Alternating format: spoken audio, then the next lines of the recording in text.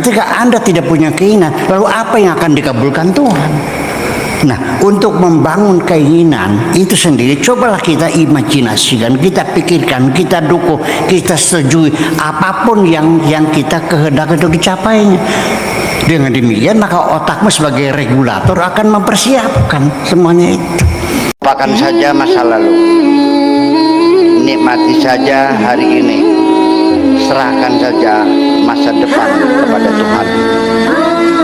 Dengan sebab engkau selalu meratapi masa lalu dan menakuti masa depan, engkau kehilangan kenikmatan hari ini.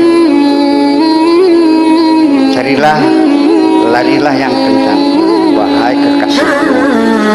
Jangan sering menoleh ke belakang, nanti engkau akan tertinggal.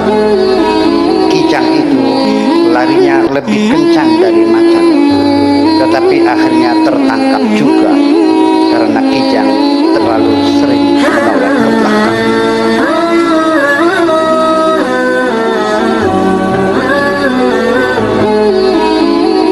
Andaikan saya ketemu dengan perempuan ini, pasti saya akan memberikan sugesti. Don't worry, nggak usah ragu-ragu, go ahead, lanjutkan. Ya, karena saya punya argumentasi. Ternyata rumah tangga ternyata berondong. Zulekha itu seumur nenek. Kalau Kanjeng Nabi dengan Siti Khadijah seumur anak. Nabinya umur 25, Siti Khadijah 40. Nah, kalau dia kawin umur 14 tahun kan anak dia. Ya. Ternyata ketika istri lebih tua dari suami itu menjadi keteladanan kehidupan yang harmonis dalam rumah tangga. Kenapa? Karena perempuan yang lebih tua itu bahasa sih namanya mencala putra, mencala putri. Apa artinya itu? Artinya dia bisa sebagai partner, dia sebagai kekasih, dia sebagai pendamping, dia sebagai pembantunya, dan juga sebagai ibunya. Saking sayangnya seorang istri yang anaknya seumur anak seperti Khadijah, ketika masuk kamar Nabi sedang tidur, dilepas bakyaknya, dia jingjit jalannya.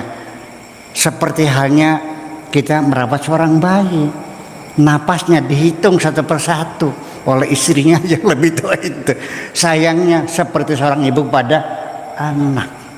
Jadi artinya sempurnalah bagaimana seorang istri yang usianya lebih matang bisa merawat suami yang lebih muda. Saya asumsikan nggak usah, don't worry.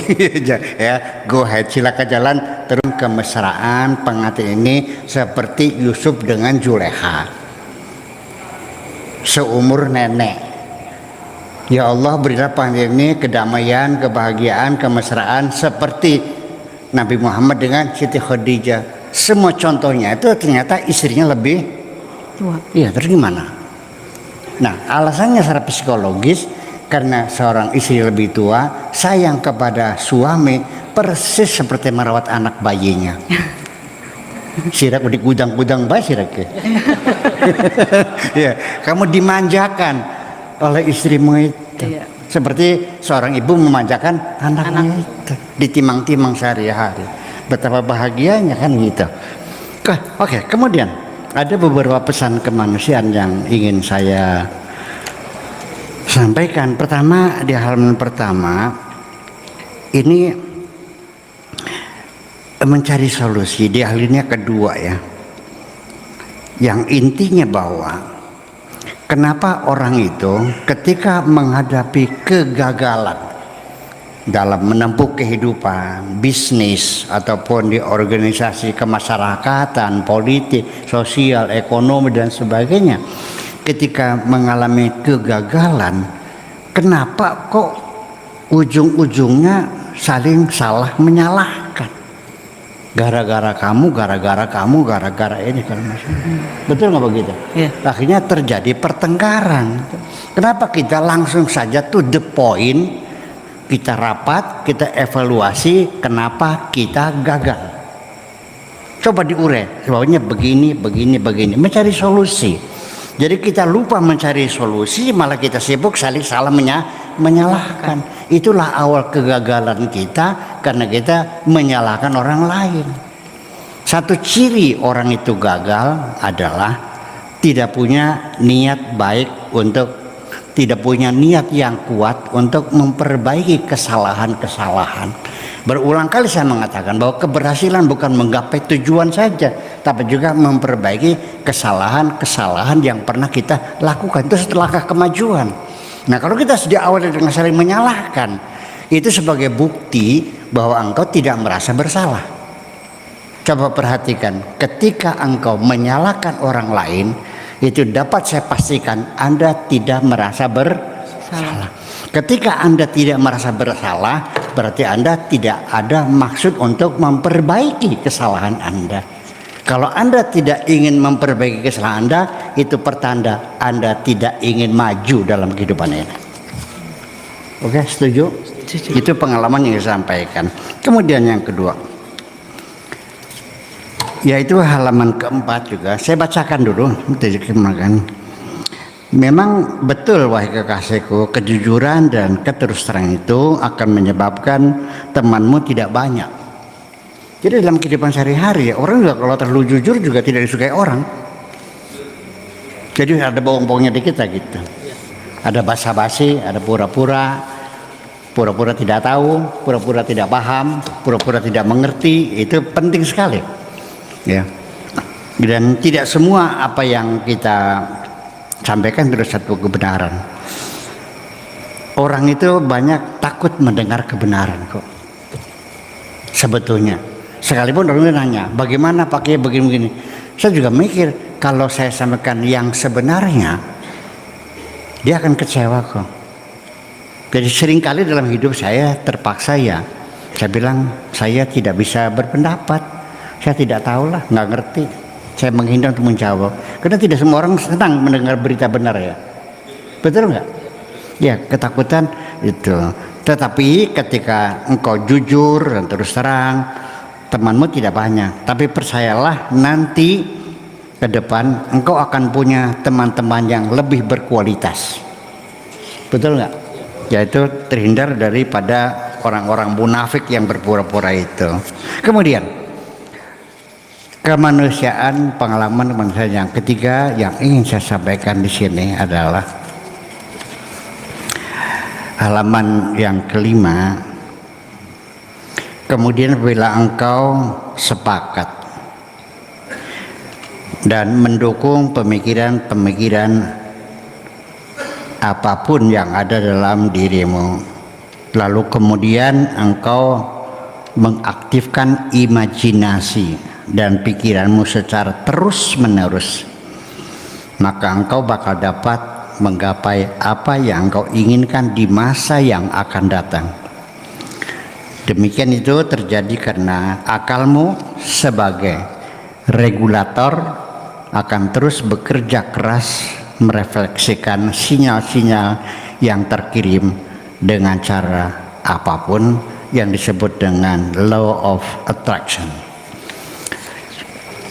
Ini di dalam Al-Qur'annya, innama amruhu idza arada syai'an an yaqula lahu kun fayakun. Saya ingin mencoba menjelaskan semampu saya. Saya terjemahkan dulu, innama amruhu, sesungguhnya, semata-mata persoalan Tuhan, perintah Tuhan, ya, kejadian alam semesta itu idza arada syai'an, apabila Allah menghendaki sesuatu, ayaqula lahu kun fayakun. Jadi tidak bisa dihindari, apapun yang terjadi di dunia ini harus melampaui fase kehendak, fase irodah, munculnya keinginan. Tanpa ada keinginan tidak mungkin bakal terjadi. Nah, ini yang jadi masalah kadang-kadang Anda tidak punya keinginan. Sekalipun Anda berdoa kepada Tuhan, Allahumma Allahumma, sampai setengah jam doanya, sampai amin-aminnya capek saya menjawabnya. Amin belum selesai juga. Begitu selesai berdoa, saya tanya, tadi Anda minta apa kepada Tuhanmu itu? Nggak tahu. Terjadi nggak? Dia juga nggak bisa bahasa Arab kok. Jadi nggak ada keinginannya. Nah, ketika Anda tidak punya keinginan, lalu apa yang akan dikabulkan Tuhan?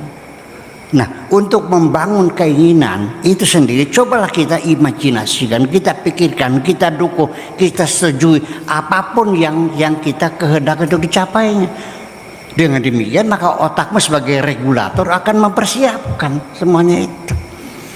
Nah, kalau Anda ingin ke Jakarta, ini tidak bisa dihindari kalau ia betul-betul akan ke Jakarta. Otakmu sebagai regulator akan memerintahkan kamu untuk menghitung berapa uang yang akan kamu bawa. 1, 2, 3, 4, 5, 10, sejuta. 1, 2, 3. Kalau ke Jakarta, kalau nggak bawa uang 2 juta nggak berani saya. Minimal 2 juta bawa uang di kantong. Sepatunya mana? Semir dulu. Bajunya apa? Hotel di sana nginep jadi telepon dulu. Betul nggak? Mobilnya di sepuring dulu, balancing dulu. Betul nggak? Jadi regulator itu secara otomatis akan memberikan perintah-perintah kepada kita untuk melaksanakan apa saja yang berhubungan dengan keberangkatan Anda ke Jakarta. Betul nggak? Nah, kalau Anda tidak punya keinginan gimana? Anda bukan gagal, Anda tidak punya keinginan. Terima kasih, gitu aja. Aku hanya ingin berbagi kebahagiaan dan tidak menggurui siapapun. Terlalu sulit bagiku untuk menyalahkan siapapun. Akan tetapi apabila ada orang yang ingin mengisi raportku, tentu aku sangat gembira sekali. Dan kujamin aku tidak akan sakit hati sedikit.